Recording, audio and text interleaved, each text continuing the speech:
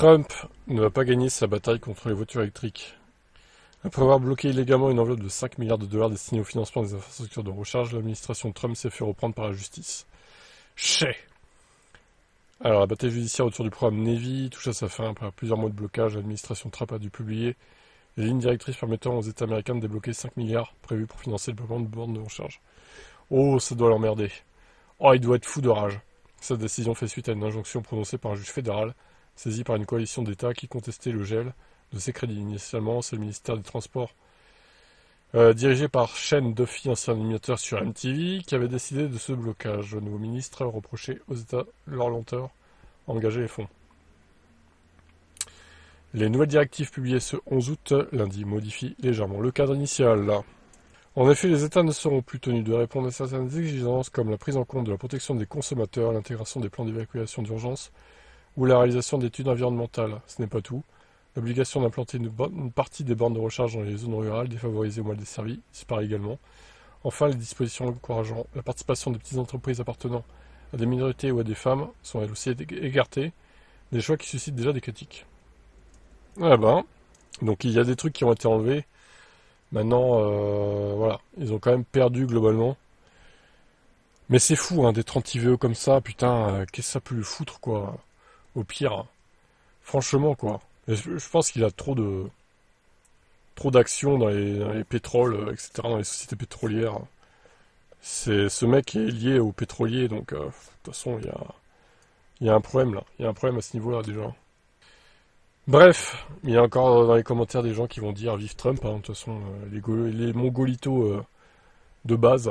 Voilà. BYD a annoncé qu'il ferait une voiture électrique de 3000 chevaux. Tout va bien. La Yangwang U9 donc, va passer à 3000 chevaux.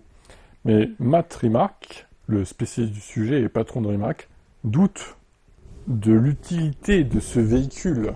Donc la BYD U9 Track Edition, grâce à 4 moteurs, serait en mesure d'afficher 2977 chevaux. Donc on passe pas la barre des 3000.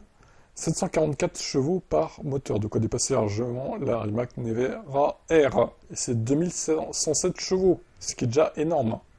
Dans un message posté sur le groupe Apex Automotor, Matt Rimac, fondateur de la marque éponyme, a pointé du doigt des contraintes techniques. Connaissant bien le sujet, il émet des doutes sur la viabilité d'un modèle avec une telle puissance, notamment à cause des batteries LFP utilisées par la marque chinoise.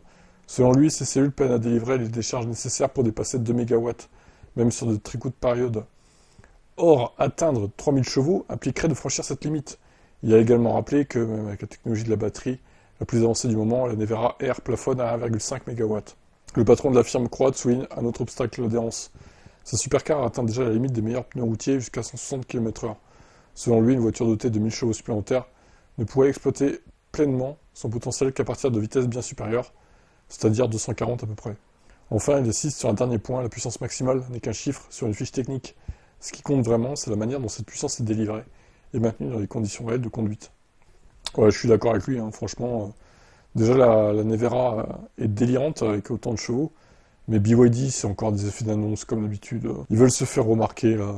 Ils veulent vendre du rêve. Mais franchement, je fais plus confiance à une marque naissante comme Xiaomi, avec la sucette Ultra, là, que BYD avec sa Yongbang, je sais pas quoi, là. Très clairement, c'est du vent, tout ça, quoi. Alors, Decathlon propose un VTC électrique en location, 1,50€ par jour. Bon, attention, il y a des conditions quand même. Inutile de sortir la calculette avec son offre de location à 45€ par mois. Decathlon joue ultra bien placé sur le marché du cycle par rapport à des acteurs établis dans les grandes villes. Mais le véritable atout de l'équipementier sportif, c'est que tout le monde peut en profiter, que l'on vive en ville ou à la campagne. Donc c'est le VTC Rock Rider e-Active 100, sinon il faut l'acheter à 1000 balles. Des cadres entre version à cadre haut et bas, du coup. Ensuite, satisfaction 4,6 sur 5, ok. Batterie de 356 Wh, donc 0,3 kWh. Moteur de 250 watts, 45 Nm de couple. 70 km d'autonomie. En mode éco, 50 km en normal et 30 en boost. Le poids est de 23 kg quand même. Forcément, au bout d'un moment, voilà, c'est un vélo, ça reste un vélo, quoi. Même si la batterie n'est pas très grande. Alors, 1000 balles, ça vous chagrine? Ben, il y a la location, les gars. D'autant plus que votre employeur est obligé de vous payer 50% de votre forfait mensuel si vous n'adoptez pas pour un moyen de locomotion polluant. Hein? Pour 45€ par mois, en cas d'engagement de 12 mois minimum ou 60 € par mois si 3 mois de minimum, le requérant e-active intègre une assurance chute accident, ainsi qu'une assurance contre le vol. Seule la franchise reste à votre charge. Enfin, au terme des 12 premiers mois de location, si vous prolongez, l'entretien est lui aussi offert. L'entretien d'un vélo, c'est une blague. Il y a quoi à part les pneus peut-être, et encore, c'est n'importe quoi. D'où t'entretiens ton vélo, quoi. Assez dépouillé d'origine, ce vélo peut être accompagné d'accessoires optionnels comme le porte-bagages 3 € par mois, la béquille 2 € par mois, une sacoche 3 € par mois, un support smartphone 2 € par mois, ou une pompe à main 1 € par mois. Bon, c'est pas obligatoire, hein, ces équipements, voilà. Donc au final, 12 mois, ça fait 45 fois 12. Voyons combien ça revient. 600 balles, non? Un peu moins peut-être? 500? 540, ok. Bon. Bah après, ouais. Le vélo vaut 1000 balles, donc si tu le loues 2 ans, au final, c'est comme si tu l'avais acheté, quoi. Après, bon. S'il y a des avantages à la location, pourquoi pas. Quel est votre avis sur cette offre? Intéressante ou pas? La nouvelle Xpeng P7 bat le record de distance électrique en 24 heures. 15 août 2025, dans l'histoire d'Xpeng, qu'est-ce qu'on va retenir? Celui du jour où la toute nouvelle berline P7 a établi un nouveau record mondial de distance en 24 heures. Ou l'annonce stratégique très forte avec le groupe Volkswagen d'une collaboration technique intégrée à l'avenir. Oh, incroyable. Factuellement, le record s'est tenu du 14 au 15 août 2025 avec des départs et arrivées à 9h02 sur la piste d'essai de Changchun, en Chine. Lors de cette séance de torture, la Xpeng P7 a ainsi parcouru 3961 km. Ah, on n'est pas loin des 4000, hein. La Su7 avait... non, YQ7 avait fait 3944, lorsque les températures sont quasiment parfaites pour l'autonomie, la gestion de batterie et ses capacités à encaisser les fortes puissances de recharge. Les constructeurs chinois se révèlent être friands des records de distance.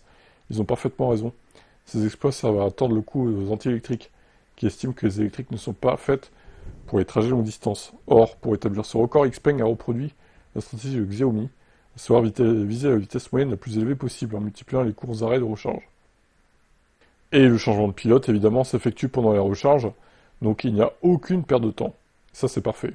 Bon, bah du coup, elle a l'air plus efficiente que le SUV de Xiaomi, mais en même temps, à mon avis, je pense que le SUV charge plus vite que la Xpeng. Par contre, elle consomme moins, certainement, vu que c'est une berline. Au final, alors, attendez, on va calculer éventuellement combien ça fait par heure, la vitesse moyenne.